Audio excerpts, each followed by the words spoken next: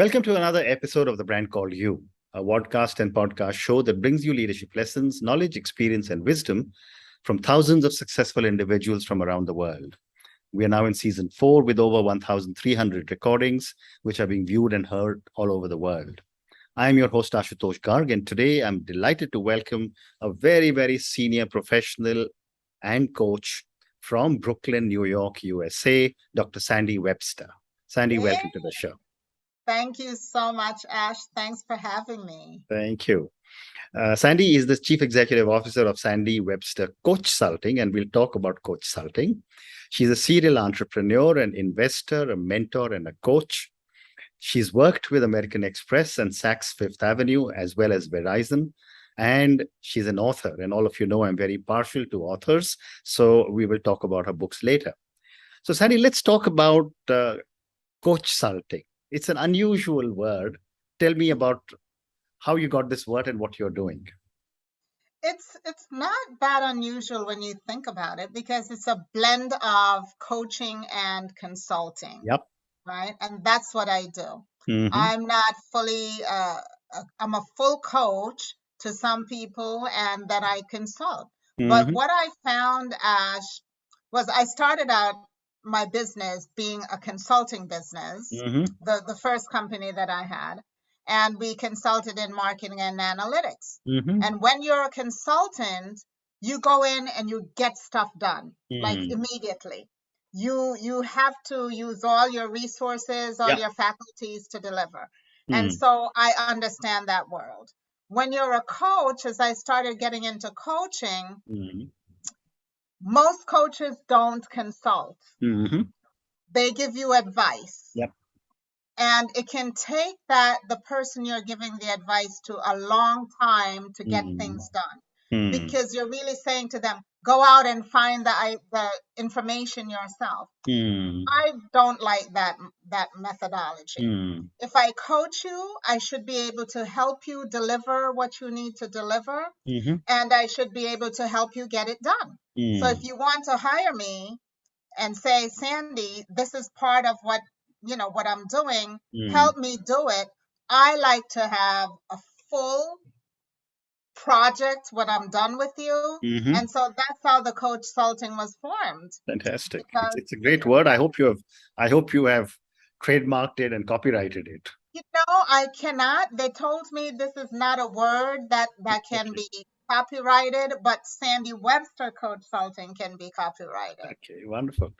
So, when I was reading about you, my first question was, why, after such an amazing corporate career, did you take a decision to move to coaching and consulting? I'd love to get your thoughts.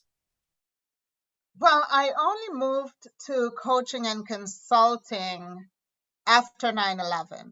Okay. So the reason I left the corporate world was because I worked for American Express, which is a large corporation. Yep. And as you may know, we were located in the towers. I know. And after 9/11, the world was in chaos, and American Express had to let people go because they're a lot in the travel business. I decided to take a package that they offered because, Ash, quite frankly, I was working there for about 17 years. And I'd worked in different divisions, and I simply could not, I was getting bored. I was getting antsy. And when 9/11 happened, it forced me to really sit and think about what is my next? What did I want to do, right? And Peggy, who became my business partner, we had talked about what is our next after the corporate. And we both decided we wanted to start a business separately. Separately, we decided that. Okay. So 9/11 was my big catalyst for saying, Sandi, now is the time. I was 40 years old, and I figured I was young enough that if Correct. a business failed, I could still get Go the back to job. working. I agree. So that was my first motivation, I would say. The second one is I was watching a lot of my peers, women, working 60 to 70 hours a week, or even 90 hours a week. And when they had their first child, this was back in 2000, corporations were not ready to have part-time workers. Correct. Or have women consult. And so I watched the steady stream of women just leave the workforce, especially after having their second child. And I thought there must be a place for these women who worked all their lives, very educated, very senior positions, and now they just have to leave the workforce.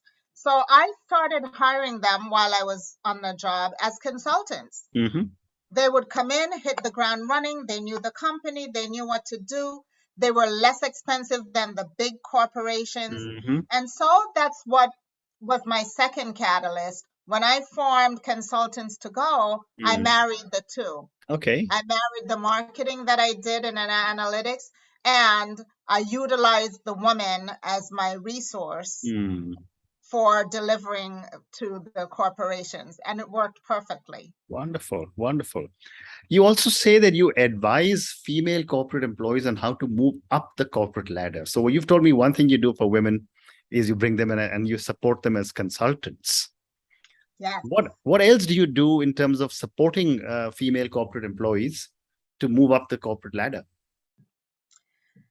So I find, Ash, that a lot of women don't have an informal board or mentors or people that they can talk to for advice. And that's a big thing with me, which is what I do now in my second business, is help people form advisory boards. Okay. And I find a woman in the corporate world really need the mentoring.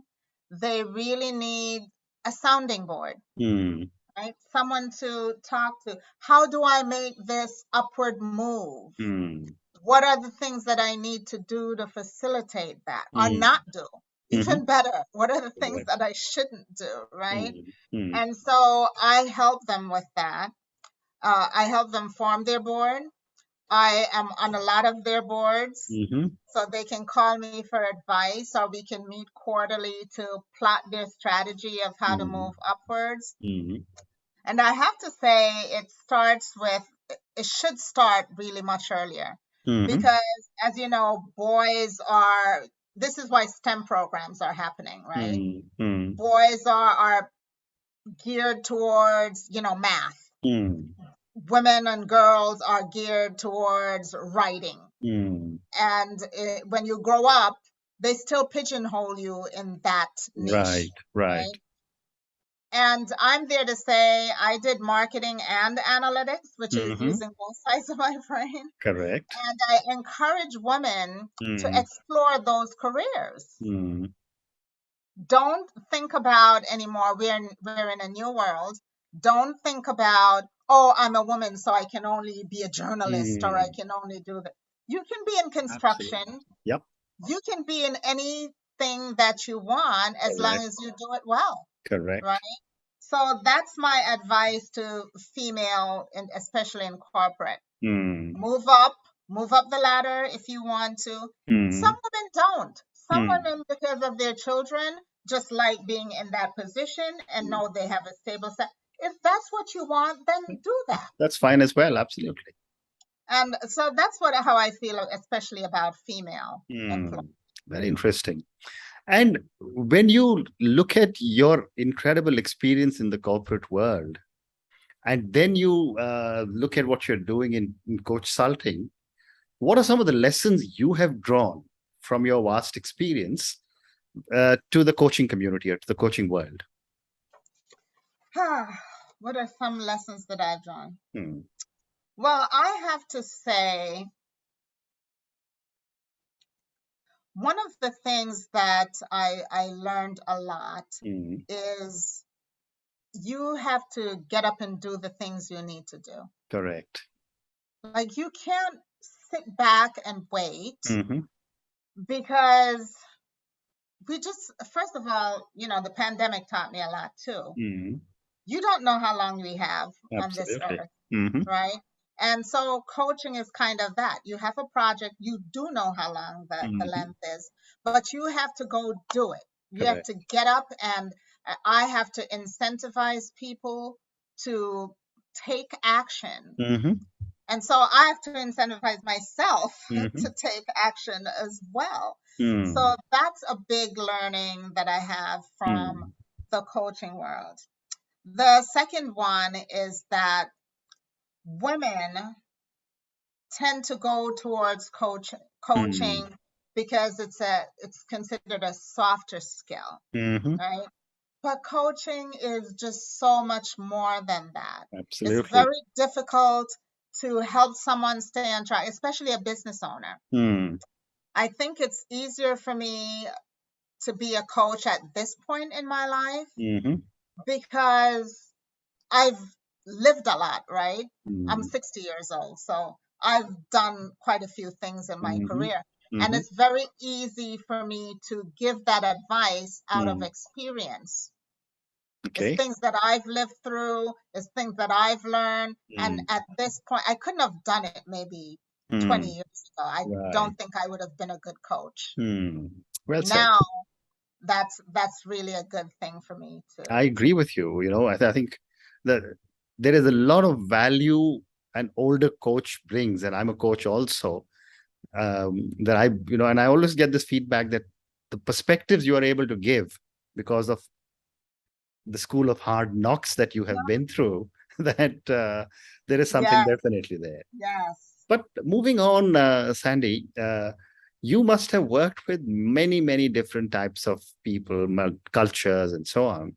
Yes. When I was growing up in the corporate world, you were mentored or coached either by a family elder or by a senior in your company who took a liking for you.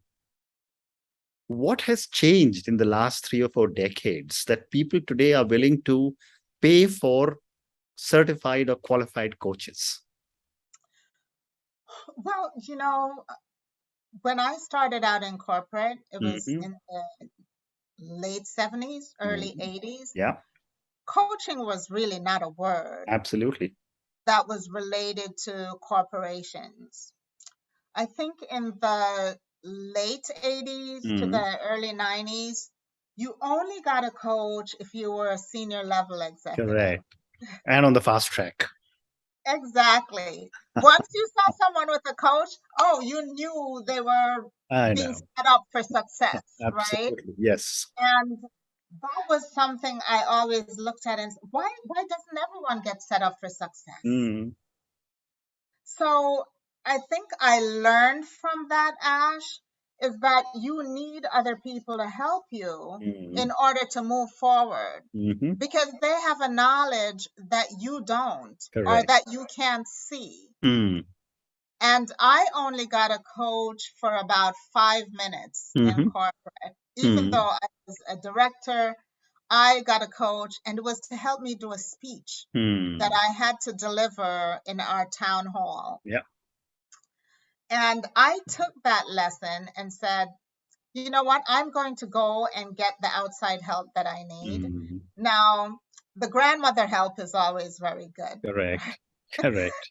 They're always good for advice. And I'm lucky. Even my mom has always told me you can do anything you want. It might take you a little bit longer than someone else because you have to learn it. But if you stick to it, you too will learn it. Absolutely. I think my grandmother used to say, everybody could be a doctor. Absolutely. It can take some people 5, 10 years. It can take some people 20 or 30 years. Correct. But everyone can do that if they put their mind to it and stick to it and apply to it. So that was something that I learned from coaching. Fascinating. Right?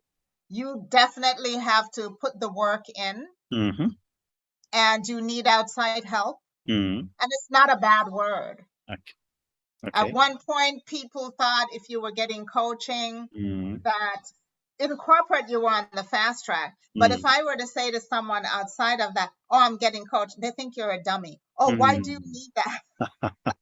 You're right. Very right. Well said. So let me now move. Sorry, go ahead, Sandi, please. No, I just said the world has changed for the better. I agree with you. I agree. So let me now move to your other avatar as an author. Tell me about some of the books that you've written. Well, I've written one book with my business partner that is called Black and White Strike Gold. It's really 52 nuggets to help people grow their business. Okay. And would you like to share a couple of these nuggets for our viewers and listeners? Oh, absolutely. Well, the first nugget that I can think of at the top of my head that was really a big learning for me is we have a chapter called The Tax Man Cometh. Okay. And that was because we started up our business. We were really excited. We didn't plan for the taxes. And in the US, we pay taxes quarterly as a business. Well, we didn't do that. We said, oh, let's just pay it at the end of the year like we pay our personal taxes. Yeah. Well, Ash, the tax bill was so big that it almost put us out of business. Okay.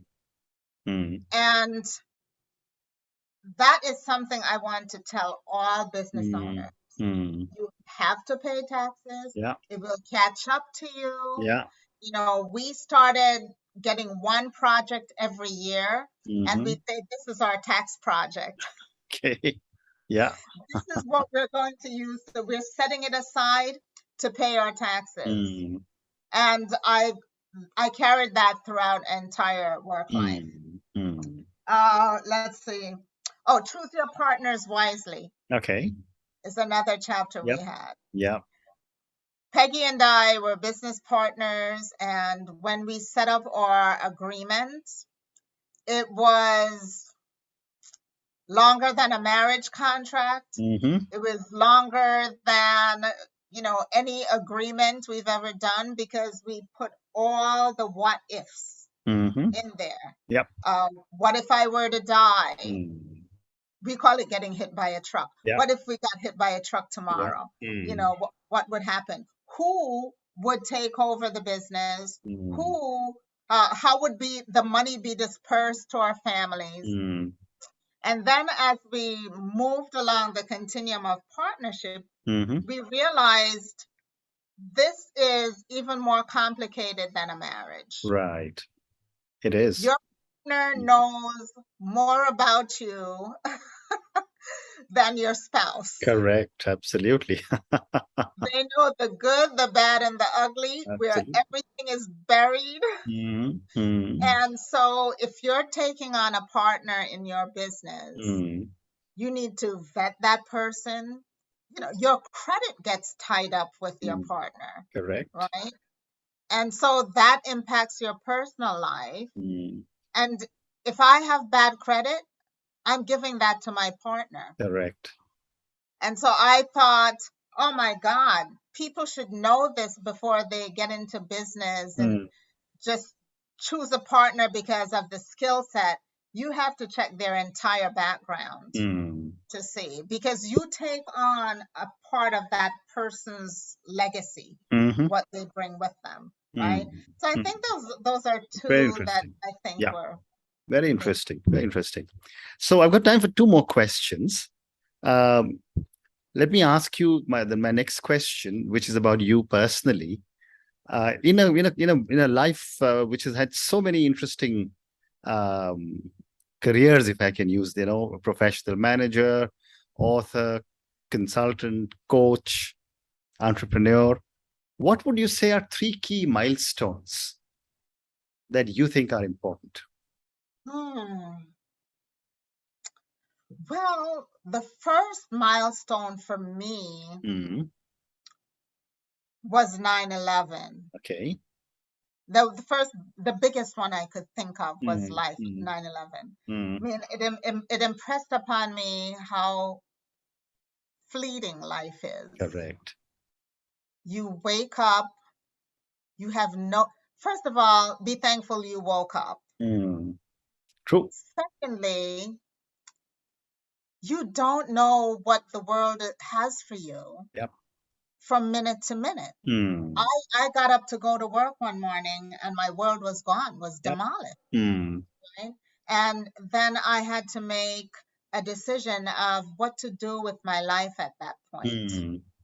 I had a very nice life up until then. And all of a sudden, there's all this grief and sadness, and you have to be prepared for that, right? Again, coaching helps with that because you could go see a counselor. And so that's a big milestone, I think, when someone passes out of your life or you see something that's a wake-up call. Like, if you want to do something, do it now. Correct. Don't put it off. Don't keep putting it off. And that was the catalyst for my business, right? So that was the big milestone. When I sold my business was the second milestone. What am I going to do now with my life? Yep. I've been mired in this business for 17 years. What is my next? Right. You know, I start thinking, what is my purpose? This is the point of life where I should be giving back. You know, why does God put me on this earth? Like, why am I here? Right? And I realize coaching and helping other people is it. I'm a big helper. I've always been my whole life. And I really think that's part of my purpose. So that was my second big milestone. I sold my business at 55. And hopefully I have a long life in front of me. So what do I do then? That was the second one. I would say the third milestone was when I got married. Wonderful. As a personal milestone. It was a change for me because I had to now blend two people's lives together. Correct. Right? And as you know, if you've been single and you're happy and carefree and you're doing everything that you want, all of a sudden you have to check in with someone. Correct. You have to tell them where you're going. You start living together, and living with some people can be a challenge. Correct. And you have to be prepared. You know, I remember a silly thing that was going to push me over the edge in my marriage. It was when you take a shower, why is my rug wet? This became a big thing for me. And just pick the rug up, dry yourself off. I don't understand it. And so it's a little life things, right? When you're blending your life, that you either have to say, Lord, let me just accept this because it's really not that big in the scheme of my life. Yeah, absolutely. So those are three big milestones. Fabulous. These are amazing milestones. And I agree with your third milestone. In March of 2023, we would have been married for 40 years. So there is a lot of adjustment we all go through. But on that, for 40 years. 40 years. So, but on that note, Sandi, thank you so much for speaking to me. Thank you for talking to me about your amazing journey, your amazing learnings, and all the great work you're doing, helping so many people, so many women employees to seek or to find their calling. Thank you also for speaking to me about your book and the nuggets that you shared with us.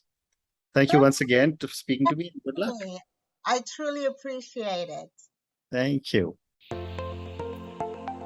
Thank you for listening to the Brand Called You videocast and podcast, a platform that brings you knowledge, experience, and wisdom of hundreds of successful individuals from around the world.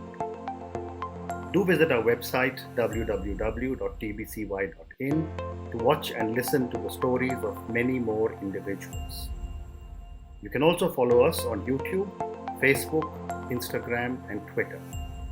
Just search for the Brand Called You.